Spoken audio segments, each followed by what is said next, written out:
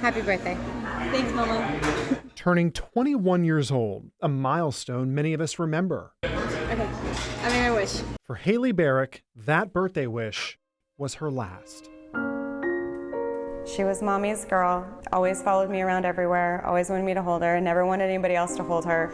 Haley's mother, Larissa Strong, now only has memories of her daughter.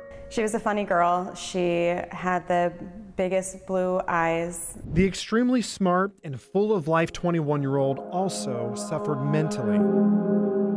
Haley was able to buy a gun and shot herself days after her release from a mental health hospital in South Dakota. She passed a criminal background check, but there's no holding period to buy a weapon in South Dakota. 48 hours after she got out, she had purchased a gun, and within 48 hours of that, she shot herself in her Jeep where her discharge papers were sitting on her dash, and her blood is all over them.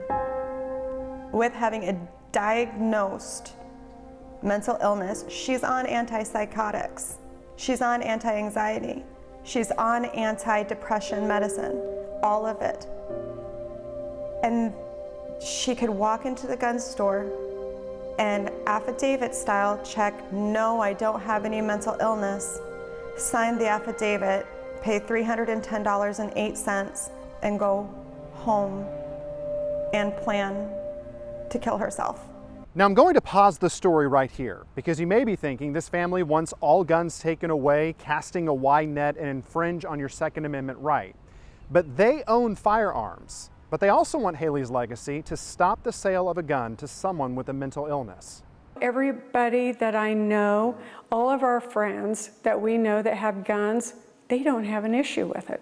Carla Masurley is Haley's heartbroken grandmother. She lives in Cape Coral, and her mission now is to get a federal database created, one that is checked before someone buys a gun. There has to be a database that puts mental health professionals right on the line where they're supposed to be. If they know somebody is getting treatment for mental health issues and they know that they've been admitted to a mental health facility, they should be reporting a name, a date of birth, and just 4 to 6 digits of their social security number. And that database can be restricted to, only facilities that are licensed by the ATF to sell firearms.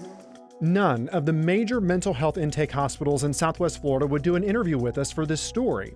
It would partially fall on them to input the data into a database that this family believes would have prevented Haley from buying a gun and taking her life.